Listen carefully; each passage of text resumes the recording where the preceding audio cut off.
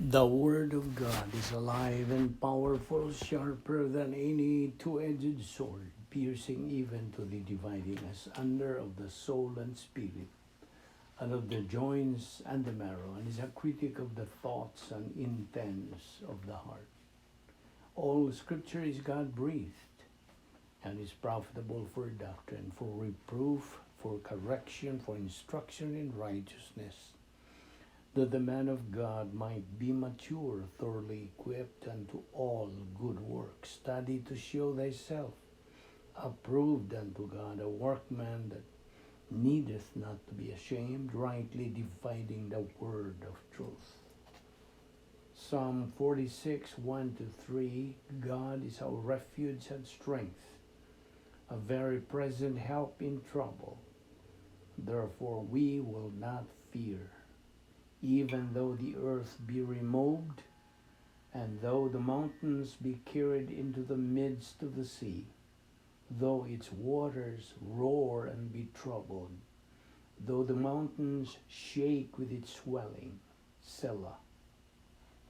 Ephesians 4:26-27. Be angry and do not sin. Do not let the sun go down on your wrath, nor give place to the devil. Mark 4:38-40. But he was in the stern, asleep on a pillow. And they awoke him and said to him, Teacher, do you not care that we are perishing? Then he arose and rebuked the wind and said to the sea, Peace, be still. And the wind ceased, and there was a great calm. But he said to them, Why are you fearful? How is it that you have no faith? Psalm 56, 3-4. Whenever I am afraid, I will trust in you. In God, I will praise his word. In God, I have put my trust. I will not fear. What can flesh do to me? Before we start our Bible study nining adlaw, atong tumanon ang atong tulumanon adlaw-adlaw ning atong pagtuon sa pulong sa Dios nga gikinahanglan nga atong isugid ang tanan tong nahimong mga sala nining adlaw, kay kini kun dili nato kini isugid, then mahimong babag sa atong pagtuon sa pulong sa Dios. Busa 1 John 1:9 nagaingon, if we confess our sins, He, God, is faithful and just to forgive us our sins and to cleanse us from all unrighteousness. Now for you, unbeliever, the issue you are facing is not confession of your sins, but by using your free will, so you can make the most important decision in your entire life, the decision to believe in the Lord Jesus Christ as your Lord and Savior. Acts 16:31 nagaingon, believe on the Lord Jesus Christ, and thou shalt be saved. Busa sa hilong magandam ta karon sa atong kaugalingon. Let us pray.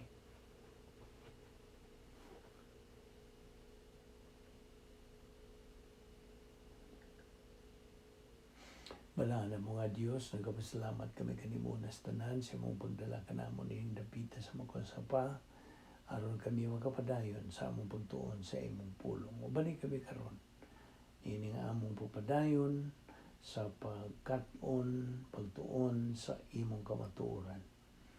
Pinagis pagtudlo kanamo sa bala ang Espiritu Santo. Wala kami mahimo sa among kaugalingon kun wala ang balang Espiritu Santo sa pagtudlo kanamo sa imong kamatuoran. Busa nagapasalamat kami niining adlaw na among ipadayon ang among spiritual momentum aron among makamot gayon ang among tumong nga mao ang espirituanong pagkahamtong sa among kalag. Kining tanan among ipasalamatan sa ngalan ni Ginoong Jesucristo. Amen. Maayong adlaw sa tanan natong mga subscribers, ang atong mga igsoon diyan ni Kristo, kaninyong bago sa mga mapay pagsalmot ning atong adlaw-adlaw nga tulumanon nga maong pagtuon sa pulong sa Dios kaninyo giabi-abi kamo. We welcome you all. Niya pa kita nagadupot sa atong pagtuon ni ining tun-anan nga giuluhan og mahitungod sa atong kinabuhing Kristohanon, living the dynamic life. So, ang mga punto nga itong tunan din mao ang mga may kalabutan sa unsaon na ito pagkinabuhi ni ining mabulokon nga matang sa pagkinabuhi. Samtang niya pataning kalibutan na. Now, of course, as believers, nasod naman kita sa plano sa Dios, busa, nakita karon nasod sa maong plano nga dunay kanang katuyuan, kahulugan, it has meaning, purpose, and with definition. And this is going to make clear, maklaro gyud nimo sa imong tanto nga pagpadayon sa pagtuon sa pulong sa Dios. We need to be persistent, consistent, and regular sa atong pagtuon sa pulong sa Dios. And besides kining atong pagtuon sa pulong sa Dios, giingadla nato kini og inculcation method. Inculcation meaning pag silsil. Sinilsilay man ing atong matang sa pagtuon. Buhan din na gyud makalimtan sa atong kinabuhi. So we are now focusing our attention on the protocol plan of God nga mao kini atong sumbanan, kanang mao kini ang giya nato nga atong makatunan ang mga punto bahin sa pagkinabuhi ni ining mabulokon nga matang sa pagkinabuhi. Now, again, I would emphasize that every believer, matag usa ka nato magtotoo, naa kitay tumong. Oh, is that the right Visayan word for goal? Yes, goal, tumong, objective that we have to attain. Kaya niya naman ta karon na sod naman kita si kaduhang bahin sa plano sa Dios. Phase 2 of God's protocol plan. Remember the 3 parts of God's plan: salvation, believer in time, and believer in eternity. Niya kita sa ikaduha nga bahin, phase 2. Nga ang atong objective, ang atong goal to achieve is spiritual maturity. Kining maong ang dapit kini, it's the stage of a believer's capacity for life, for love, for happiness, and for blessings. So sa inigkabot na nato niya ng maong ang nga katako sa pagkinabuhi, then kining atubang na kita o makasulbad sa mga suliran nga mo abot sa atong kinabuhi. Kay di man yun kalikayan ang mga suliran mo abot mong yun nato. O kitang mga magtotoo wa tama exempted nini ang tanan. Okay? So therefore, this capacity for life is our objective. Kay kini mao ang our life becomes fabulous, fantastic, and exciting. Mo ni sigihan na nato og malmal diha sa atong alimpatakan nga if we really want to live this kind of life, which is fabulous, fantastic, exciting, adventurous, thrilling, then mo ni atong ginabuhat adlaw-adlaw. Nabitaw na sa Salmo 1 nga ngadto sa 3 unsa gisulti diha. Verse 1. Blessed is the man who does not walk in the counsel of the wicked, or stand in the way of sinners, or sit in the seat of mockers. Verse 2, but his delight is in the law of the Lord, and on his law he meditates day and night. Verse 3, he is like a tree planted by streams of water, which yields its fruit in season, and whose leaf does not wither. Whatever he does, unsa, prospers. Masinso gid siya. Ang Diyos, mao'y mo pa asinso kaniya. God is the only source of promotion sa mga magtotoo. And God is in the business of promoting His children. Why puwas sa pagbubo ang Diyos sa iyang mga panalangin sa diha nga makatungtong na ta, makakabot na kita niya ng ang sa espirituanong pagkahamtong, spiritual maturity, or the stage of capacity for life. The other reason why that stage in life becomes fabulous, fantastic, and exciting mo kini. Tungod kay kining maong ang diin ang magtotoo gitawag na ato maning kanon na gihisgutan nga. He is now as good as God is good. Wa ko moingon nga He is as good as God. That is impossible. Nag-ingon ako nga sa diha nga makakabot na ang magtutuo ni ining maong ang kini pagkatawgo na siya nga as good as God is good. Kaya nga naman, tungod kay ni anang maong ang in that particular stage, siya is already free from sin. See? Gawas no na siya, di na siya ako sa kanang buhat o mga sala.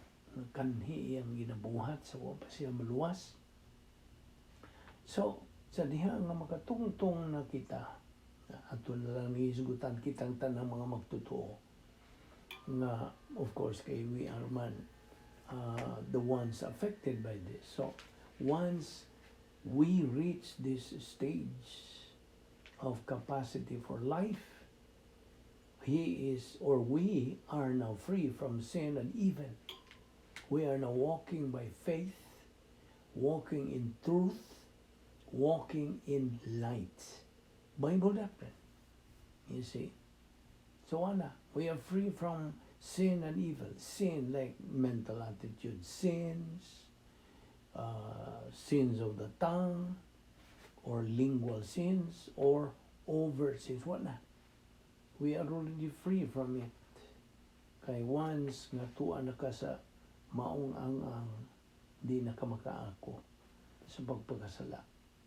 Kay nga naman nga nagalakaw ka naman sa pagtuo, sa kamatuuran, diha sa kahayag na maong pulong sa Dios.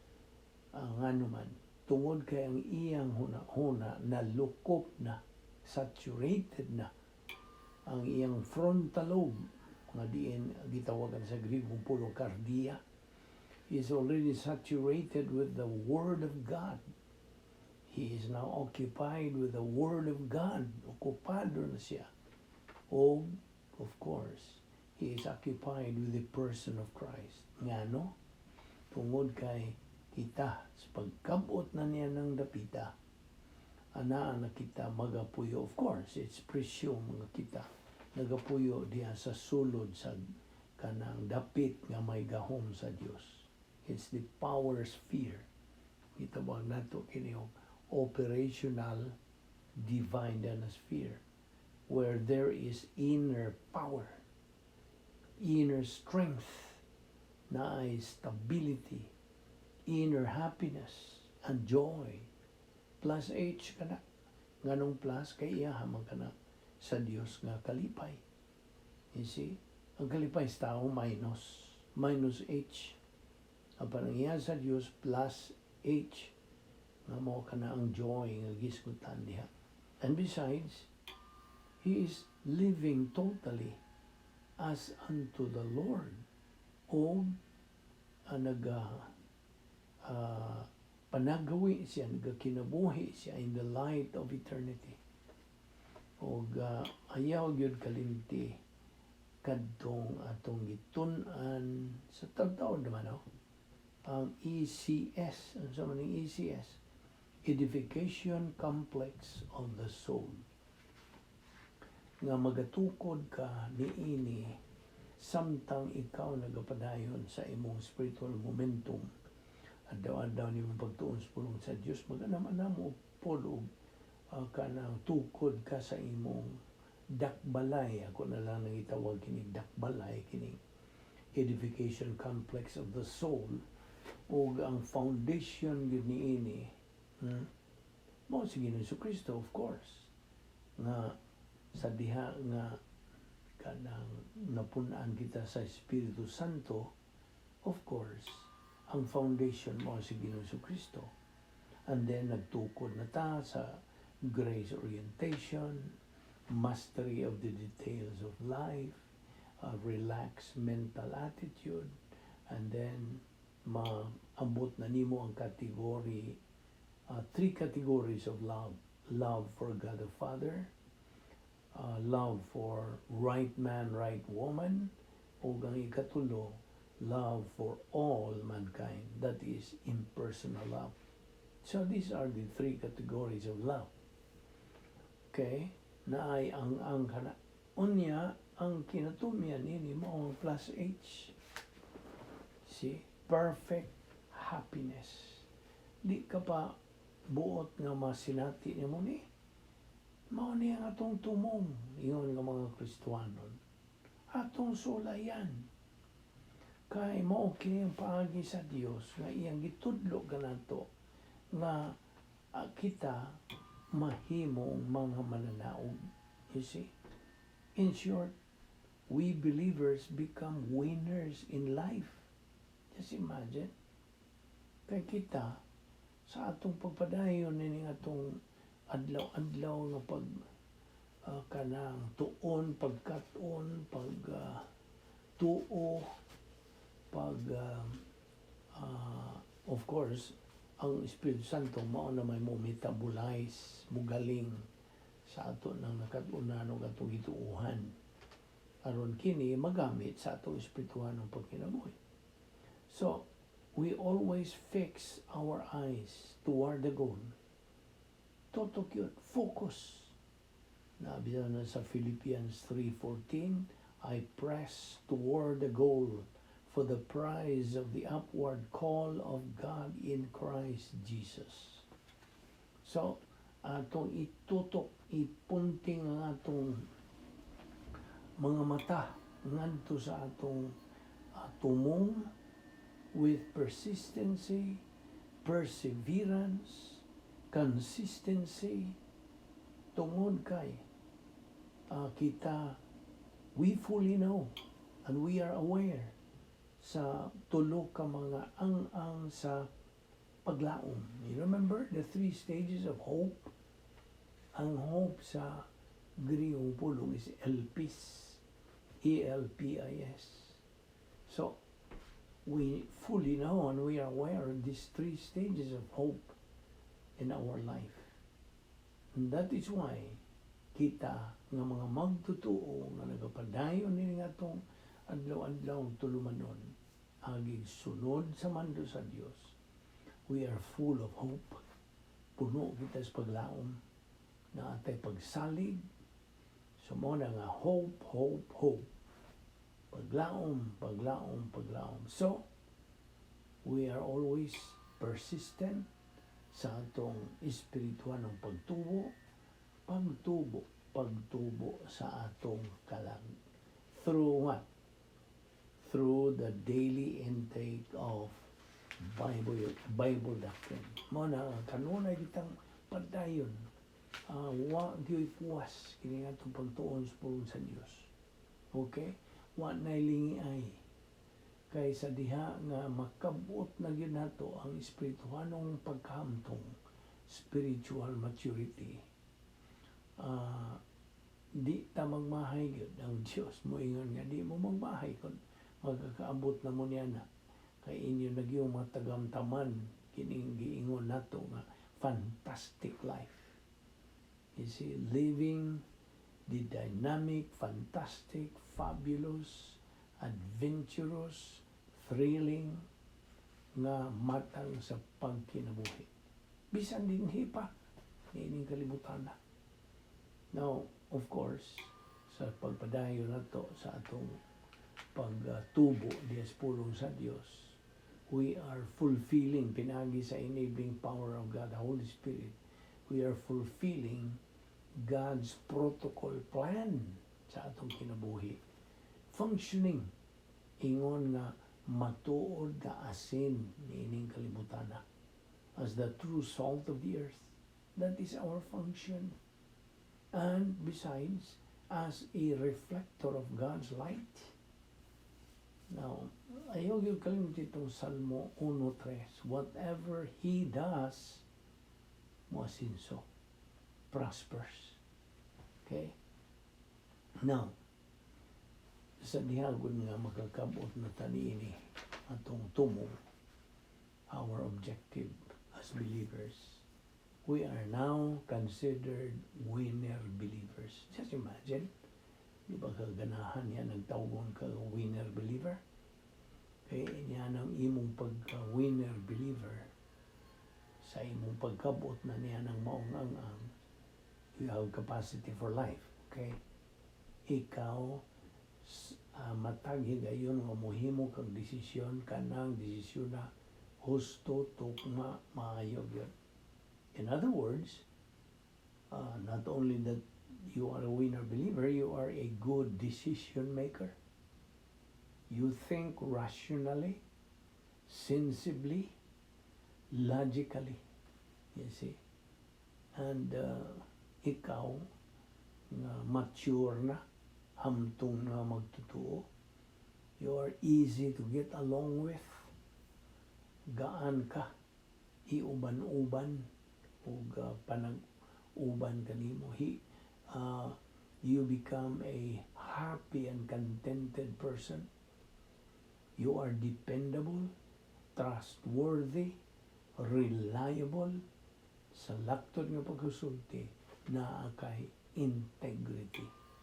Kasabot ka? Integrity.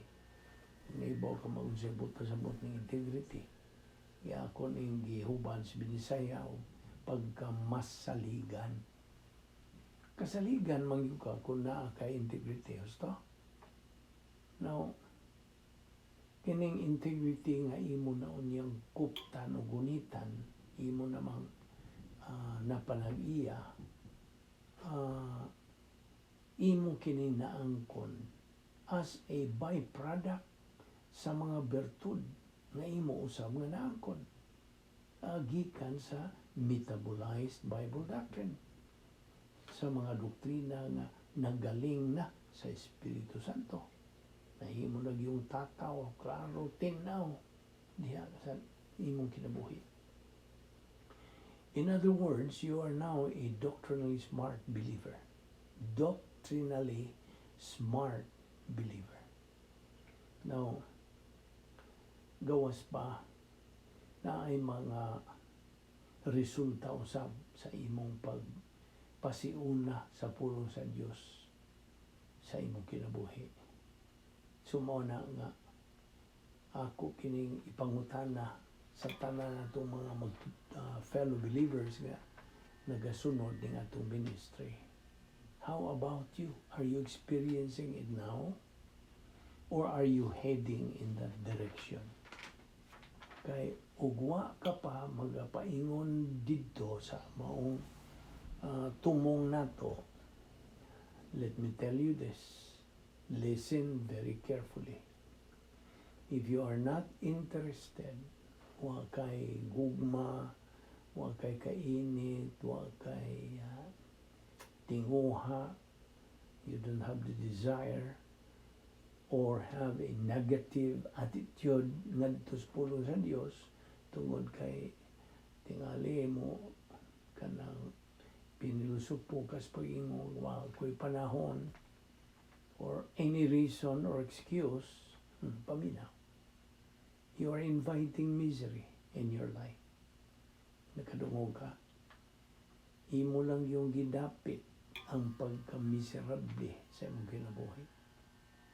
Maubita na ang tinuod yun, kung wala kay gana, wala kay gugma, wala kay panahon, wala kay pagpanumbaling, pagtuon puro sa Diyos. The truth is, you are just existing but not living. Wala tayo mahimo niyan. Di na matuis. Existing ka. Apan wag ka magkinabuhi. In short, unsa? Nagusik-usik ka lang sa imong kinabuhi. You are just wasting your life. You are wasting ang imong ability, ang imong opportunity sa kinabuhi. You see? Produkto ra mangug ka sa imong desisyon. Imo man ang kinabubuton nga maingon kaniya ng maong kahimtanga. Apan, it's never too late. Dili pa ulahi ang tananoy. O bitaw nga paminaw ka karon. Apan ang punto din atong dadwa ang prinsipyo mo kini better late than never. But better early than late. Gusto? Na. It's better early than late. Mao ni ang mga punto nga akong gidakan nimo kay mao man ni nga buot man latang makakatuon sa mga pagi sa Dios. Iyang protokol nga makakinabuhi kita niining dynamic life. You see? Kay niya pa'y mga characteristics inon ta. Characteristics of victorious, mature, spiritually mature Christian. Kini siya, okupado na kang Ginoong Jesucristo. Number 1, nagyan si Ginoong Jesucristo siyang kinabuhi. Okay? Sentro gyud. Ilang kay sentro kundi mao gyud imong pasiuna na siya. Tungod kay ana naman ka magkinabuhi sa God emphasis side. Bahin ba? Dili ang man emphasis side. Ang Diyos mo ihatagan imong ipasiya. Unya, mao na ang imong kinabuhi gitawagan ng dynamic spiritual life. Well, not necessarily a dynamic personality. That's beside the point. Ikaw nga nalagian na niining dynamic spiritual life. Usanis mga characteristics of the victorious mature Christian. Nya gawas pa niya na ito naman nagisgutan di padugay nga. Wala gawas nun ka na, you are free from any mental attitude sin, bikil na yun siya mong kinabuhi sa pagbuhat ni mo mga sala. Thus, nanag-iya ka na, itawag nato sa English, so, relax mental attitude. Relax. Hayahay na yun ang imong kanang mga pangunang-una. Kay gawas pa sa imong padayon sa pagtuon sa pulong sa Diyos, ikaw nagka-kumplito na yun. Nahimpit na yun ang imong dakbalay na ECS, Edification Complex of the Soul. Aron sa ingon niya na kay maximum function sa imong espirituhanong self-esteem. Spiritual self-esteem, may nundong ka ba? Nga, doon naman ay tulo ka mga spiritual skills. Number 1, spiritual self-esteem. Ikaduha, spiritual autonomy. Ikatulo, spiritual maturity. Kining tulo, mayroong danon pag-ayo. Spiritual skills kini. O gawas pa niya na another characteristics nimo nga madinaugo na nga magtotoo na nag-iya ka na sa mga bertud ng Kristohanon. Resulta kini sa nagaling na mga pulong sa Dios. result of metabolized doctrine sa imong kalag. Nanas imong kalag.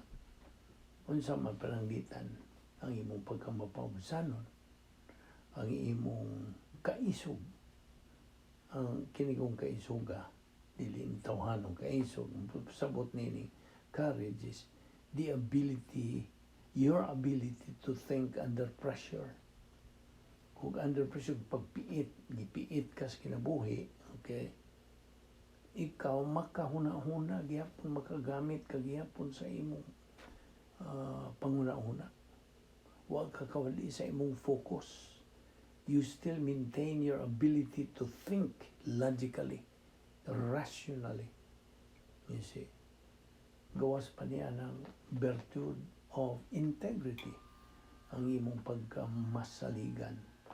You are reliable, and you can be trusted. Gawas pa, unsa pa, ang imong matinudanon. I think that's the Visayan of honesty. Okay? Matinudanon. Unya unsa pa, bertud nga gitawag og pagkamanggihatagon, generosity, flexibility, ang imong pagbawog, pagsabot. You see, understanding, mga na synonym na sila. Ang imong maaghop, your discernment, ang imong ability to distinguish false from truth. Kumparar ka na, makatandi ka na unsay mini ug gikan sa kamatuoran. Makatandi ka na unsay kamatuoran, unsay mini. So that's ability to distinguish false from truth. That's discernment.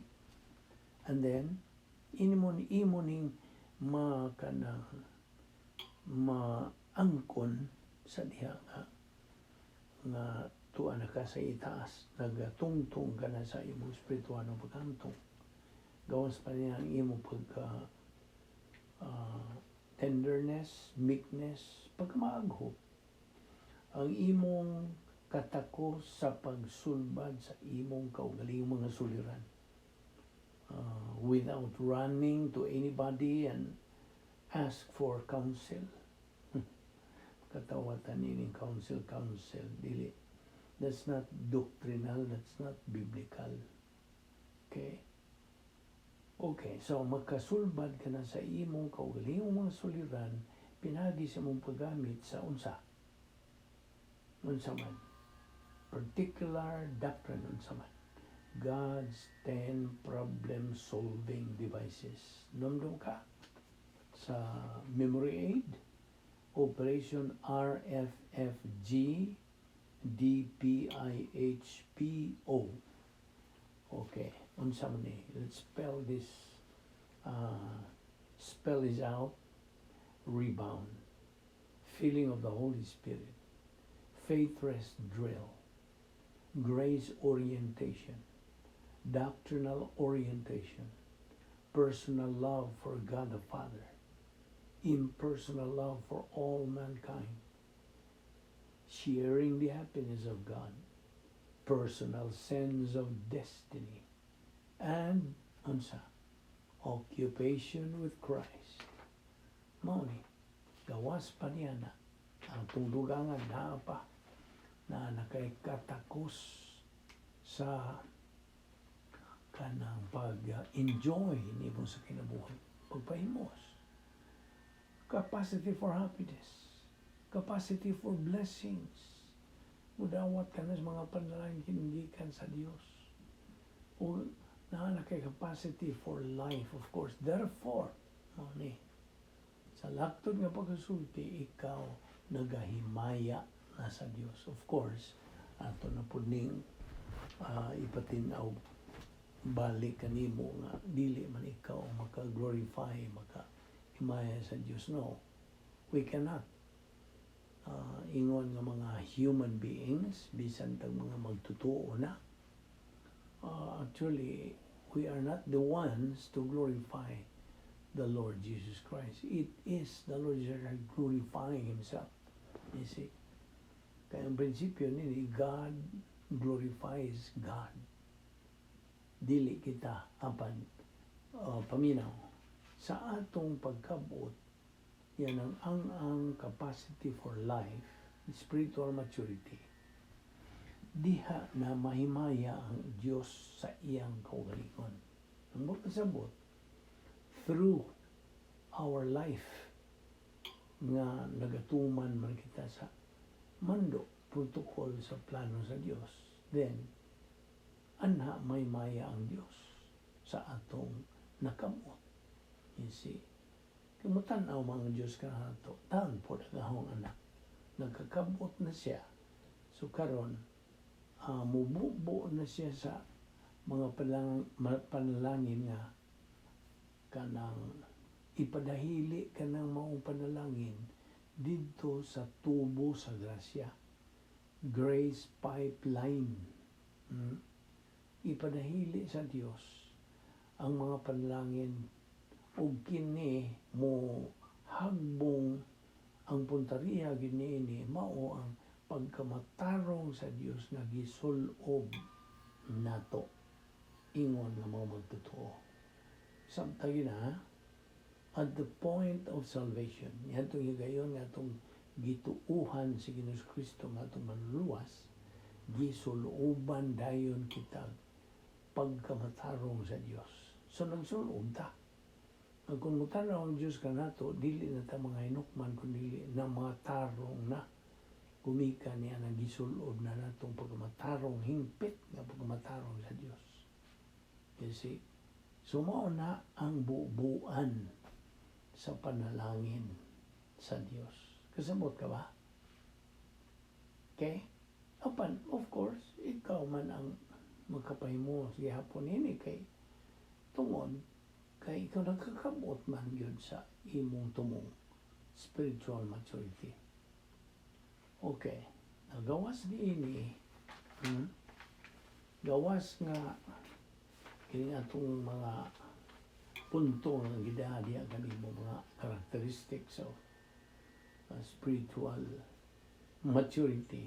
Niya pag yun, ako idugang nimo nga uban pong mga characteristics sa imong pagka-espirituhanong spiritual self-esteem.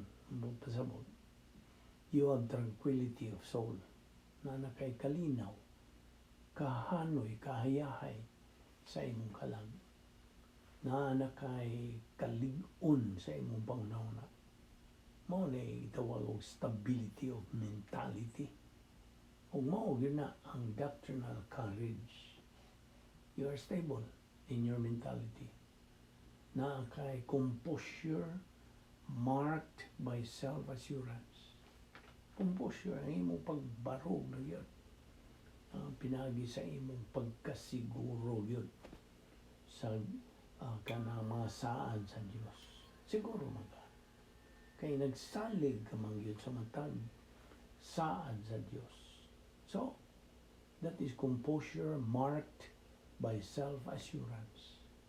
Gawas pa niya na ikaw matuod na yun nga nahiluna na yun sa grasya. You are grace-oriented to life. You see? And you know what you are doing in life. Na, klaro na yun nimo. O you are doctrinally oriented to reality. Sa unsay matuod. Yeah. Okay. And moto, kung iwan nimo, every time you make a decision, you can make good decisions from a position of strength. Unsa man ang position of strength? Mao kantong operational divine dynasphere, which is a mental attitude. Kaya kung balikon nga the Christian way of life is a mental attitude life. A system of thinking. Ang atong huna-huna mo tumong rumbo, punteriya sa pulong sa Dios. Just as si Satanas ang iyapong punteriya kanang iyang pagpunting sa una-una mo po din atong una-una. You see? So there is a conflict. Kung totoong giingon nimo kagahapon, a conflict of two viewpoints, God's viewpoint and man's viewpoint. We call human viewpoint. Ang iya sa Dios, divine viewpoint. So once nga imong pilion ang divine viewpoint, na ka magapuyo sa imong dapit nga may gahom sa Dios, operational divine dynasty. Once you make decision, that decision is certainly good decision. Kay imo mangibuhat katong paghimo nimo sa decision from a position of strength. Okay? Gawas pa na kay personal control sa imong kinabuhi. Pinaagi sa imong pagpuyo, pagtuman, o sa kanang padayon sa imong pagbuylo sa imong espirituhan ng pagkinabuhi, sulod sa imong royal palace, which is the operational divine dynasty, agi og sunod o pagtuman sa protocol nga plano sa Dios. Ang gawas pa niya na, you now have that personal sense of destiny. Naibaw na kaon sa imong dadagatan kung man kamubiya ning kalibutan na. Kasabot ka? So, that is personal sense of destiny. Gawas pa niya na, you now have self-confidence gikan sa kanang galing na ng mga doktrina o pulong sa Diyos. And then you have poise. Ang poise, the other word for this is self-command, na nakay pagbarog o kanang na nakay kaligon diya si mong kaugalingon. You have poise. So, okay, niya akong pumatanan ko. Ingon nga magtotoo. Unsaon manimo, o ingon na ito in English, how can you believe it? Believer ka. How can you believer become useless to God? Ako ning pasulit nimo. How can you believer become useless to God? Unsaon man nga ikaw mahimong way pulos alang sa Dios. Baka kung siya tubag, I think kadaganan niyo magkatubag na niya. Ang tubag ni mao kung ikaw magnegatibong ngadto sa imong pagdagan sa puno sa Dios. Once you become negative, you turn negative towards Bible doctrine, the Word of God, then you become useless to God. Sabot ka. Ato niya pa na yun ugma. Niya pa'y daghan kayong mga punto nga itong dadon diya kanimo. So, these are points to be able to live the dynamic life. You see? So, how to live the dynamic life nga iyahang andam gitagana sa Dios kanatong mga magtotoo. Dynamic, kulbahinam, na ay pagka-thrilling yun. You see? Suway. Si Apostol Pablo nagabalik-balik siya, suway ninyo. Di man mo suway God.